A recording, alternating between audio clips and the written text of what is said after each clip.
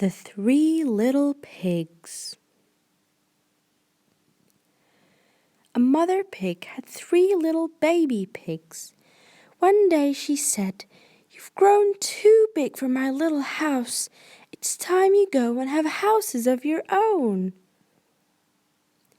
Following their mother's request, the three little pigs went on their own to build houses for themselves.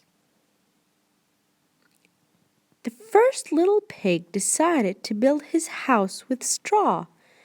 "It will only take me a couple of hours," he said to the others. "It will be too fragile," advised the other pigs, but the first little pig didn't hear them and quickly built his house with straw and snugged inside. Not quite as lazy as the first little pig, the second little pig decided to build his house with sticks. "It will only take me 1 day," he said. And in 1 day the second little pig built his house and snugged inside, while the third little pig advised him, "To build a strong house, you need more hard work than that." Having decided to use brick, the third little pig was taking several days to build his house, while his brothers were playing in the meadow. After much effort, the third little pig finished his house that had solid, thick walls. That was when the three little pigs saw the big bad wolf and went running to lock themselves in safe at home. The wolf arrived at the straw house and said, little pig, let me in." "No, Mr. Wolf," replied the pig. So the wolf huffed and puffed and blew down the house.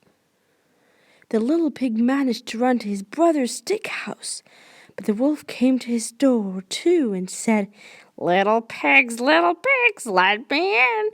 "We won't let you in, Mr. Wolf," replied the two little pigs. So the wolf huffed and puffed and blew the house down.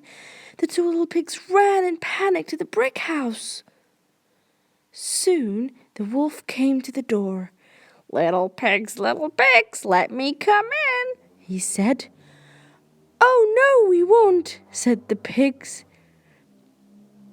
The wolf huffed and puffed and huffed and puffed. He huffed and puffed even harder, but he couldn't blow the house down. He then looked around for a way in. The wolf jumped onto the roof and looked down the chimney. Having heard the noise on the roof, the three little pigs put a big pot of water on the stove. The wolf slid down the chimney and fell into the big pot of hot water. One little pig placed the lid on top of the pot and said, "That's the end of the big bad wolf." "You can all live with me in my house," said the third little pig, "and the big bad wolf can never, ever frighten us again."